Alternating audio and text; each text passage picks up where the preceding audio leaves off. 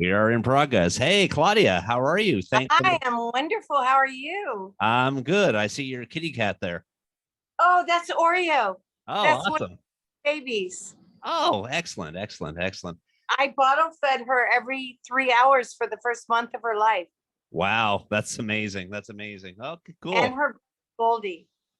Oh, excellent, excellent. So you got some exciting news, if I do say so myself. Armani Wells, 30 years?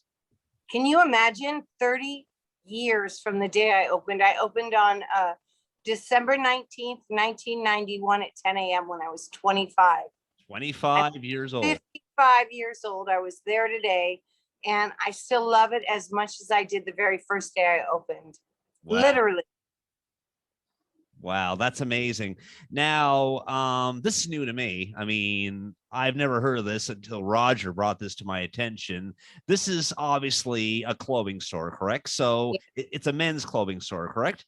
It's the greatest men's clothing store on the face of this planet. I Wow. mean, to be humble about it. Oh, excellent, excellent. Well, that's all good. That's all good. So I'm assuming I'm a tie guy. So do you guys sell do you sell ties there?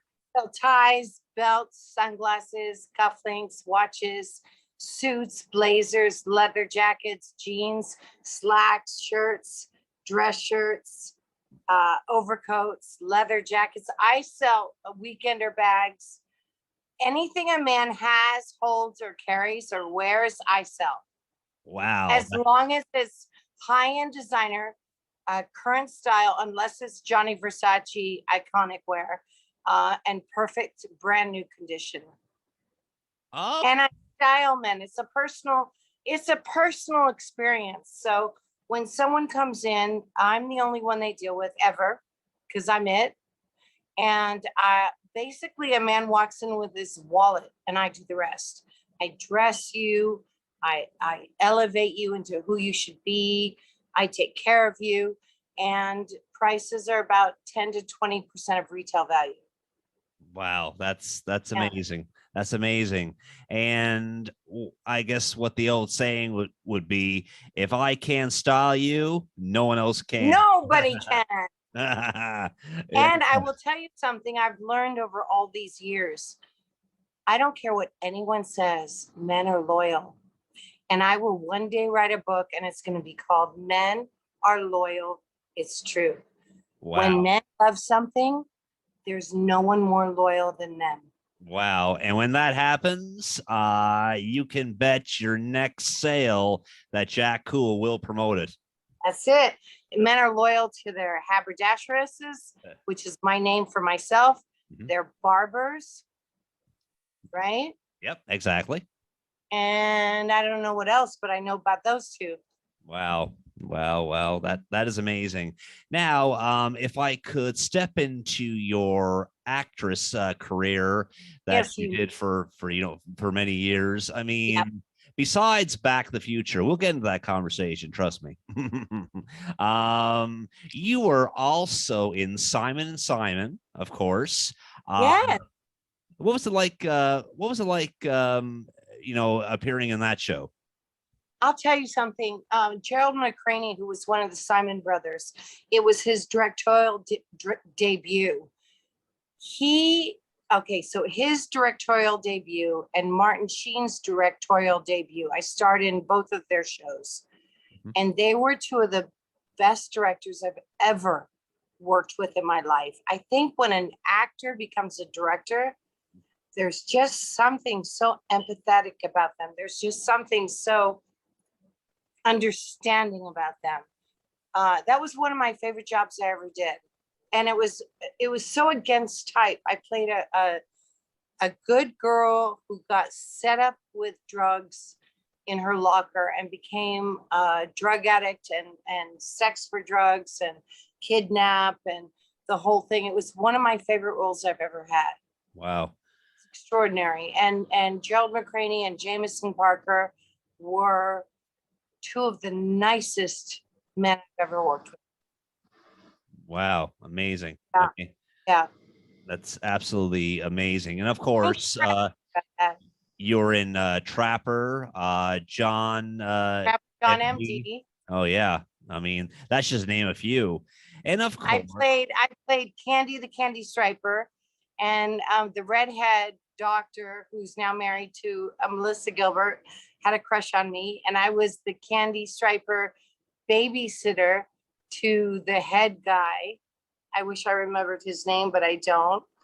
You know, I was so blessed. I had so many fabulous roles as in movies of the week and school break specials and episodics, and I really had a very varied career that people aren't necessarily aware of, because Back to the Future kind of hit it out of the park. oh, absolutely. I mean, Yeah. you're most remembered for your role as Jennifer Parker, Michael J. Fox's present day girlfriend in the original hit Friday, or excuse me, Back to the Future. I almost said Friday 13th. I meant to say Back to the Future. Excuse me. And I think that you should say Friday the 13th, because I screen tested. Uh-oh. No, I still see you. Sorry. That was my babies. Oh, okay, that's your babies. Okay. I screen tested for so many 80s movies. I mean, Adventures in Babysitting was Elizabeth Shue, Phoebe Cates and Me.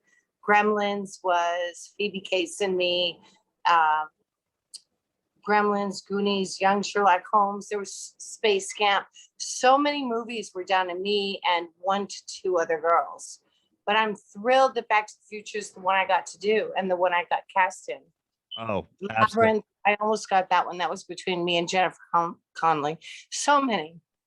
Oh, and not, I mean, Elizabeth Shue did an excellent Jennifer as well, but I could never understand after the first one was done, and you were the only that was the only time you were ever that Jennifer. I mean, all the rest of them were replaced by, I mean, I could never understand that. I'm not saying they didn't do a good role as Jennifer, because they very much did, but I mean, what was it like for you when you knew that I'm not going to be playing this Jennifer now?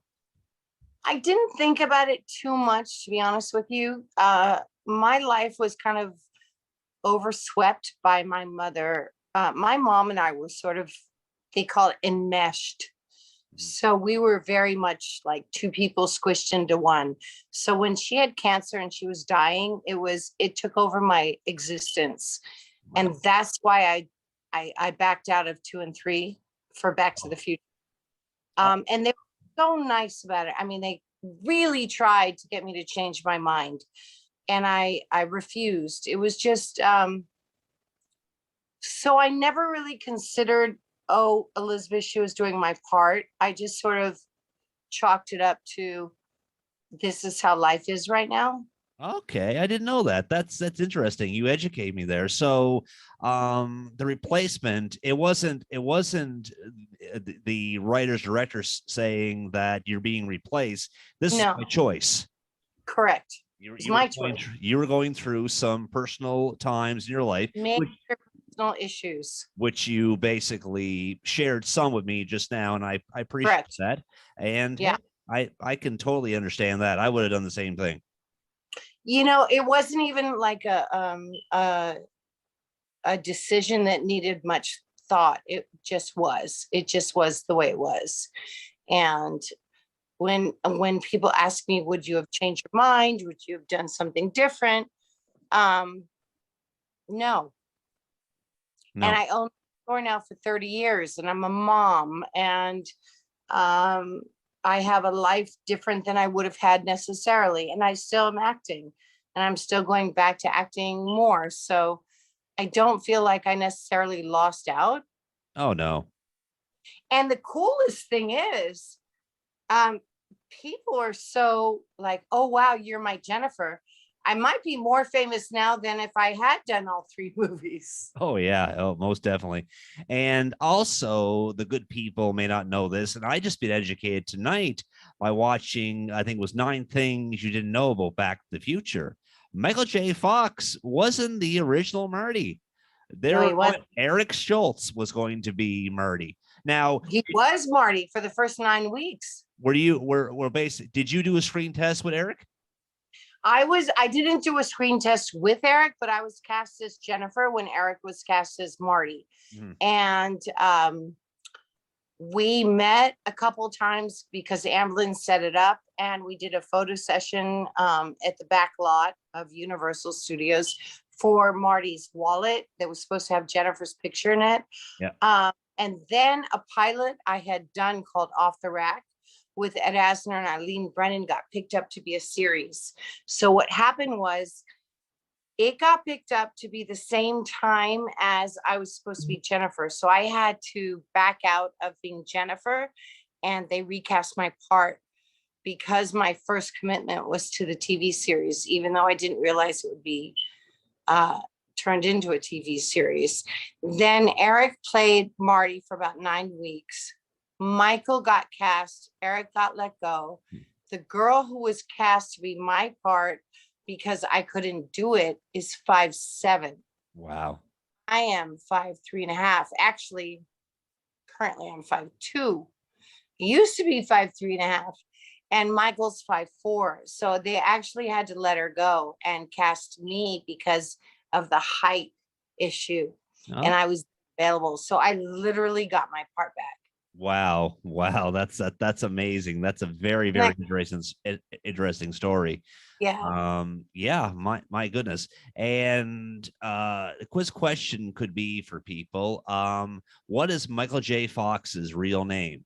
Well, his real name is Michael, but the J is actually part of his acting is Oh, I heard about that because there was already a Michael Fox, right? Yeah, well, Michael J. Fox's real name is actually Michael Andrew Fox. That's his full name. Yeah. Yeah, if you Google it, you'll see Michael Andrew Fox. Yeah. Okay. I was always wondering what the J stood for. So I asked Google one day, I said, "Hey, Google, what is Michael J. Fox's real name?" Michael J. Fox's real name is Michael Andrew Fox. Interesting. Oh, Andrew's my brother's name. Really? Wow. Yeah. Wow. And funny story, Jennifer is my sister's name. Oh my goodness. So there is a Jen in your family. Yes. Wow. Okay. Well, Jennifer is 2.5 years older than me, and she's my sister. And super. Oh, that's super. I didn't know that. That's far out. Okay, excellent. But I mean, but I'll tell you, I mean, that role, I mean, years go by. I mean, you could be when you turn 100. Okay, let's say if we all live to see 100. My girlfriend's 100 in a month. In a month? Wow. Yeah. No, she turned 100 on July 11th, so she's 100 and a month. 100 and a month. Or 1921. Wow. Yeah. Oh, I'm telling you. Well, there you go. There you go. That's amazing. What can I say? That's amazing. And of course, I mean, when you played Jennifer, you were like what, 19 at the time? 18. 18? Okay, 18. Okay. But you would have been going on 19. I turned 19 2 days after the screening. The screening was July 3rd, and I turned 19 July 5th. Okay, right on. Because you're actually 9 years older than I am. So there you go. Wait, what'd you say? I said you're 9 years older than me. So there you go. Ooh. Yeah. So I'm 44. So there you go. Evie. Well, I guess in a way, but I mean, yeah. But and actually that picture you see of me showing up there, that was actually taken today, just a few minutes before we did the interview, because I wanted I wanted a recent picture there. So like that way, I mean, anybody can just throw up any old kind of picture. I basically took with my camera and put it up there. So there you go. Now, oh, thank you. I appreciate that. Yeah, it's so funny. Zoom on your phone, it will work. You just can't record off of it. All I see is me. Yeah, that's it. You don't see you're on your phone, right? I bet you don't see. Yeah. I bet you don't see a place to record. This meeting is being recorded by the host or a participant. That's all I see. So basically, I'm hearing you and looking at me. Oh, definitely. definitely. You're definitely hearing me. And just so you know, if I was able to use my phone, I would have my cam there, and what you see up there, which is what you'll be seeing now.